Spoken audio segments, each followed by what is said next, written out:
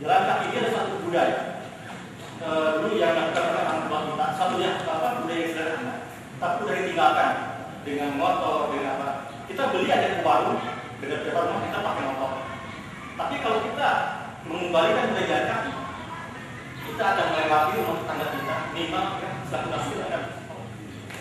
Saya sedikit berbicara sendiri Pak Abu tentang budaya dan kebetulan alhamdulillah di sini kami dan Surakarta kembalikan kepada yang punya acara orang tahu lah soal itu kan nggak tahu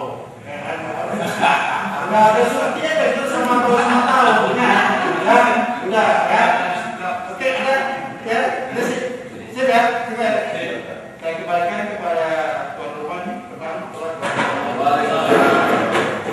terima kasih. Kita sudah masuki tahapan sehat cerdas budaya perspektif pemuda, walaupun pemudanya bisa dihitung dengan jari ya.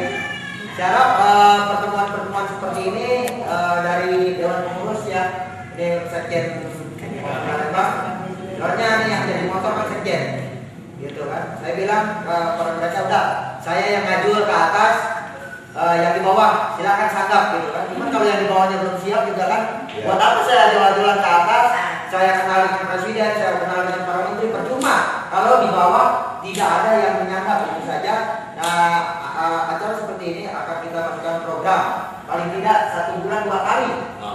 amin. Jadi bukan hanya ngobrol kosong, hasil dari ini kita praktekkan.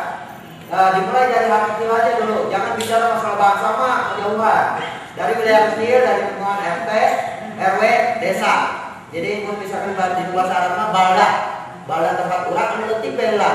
Jadi kita bisa jadi baldatun toibatun warung gopur. Jadi pun di tempatnya bahasa lemah cair, urang ngajaga, urang ngarawat, urang mulai lemah cair.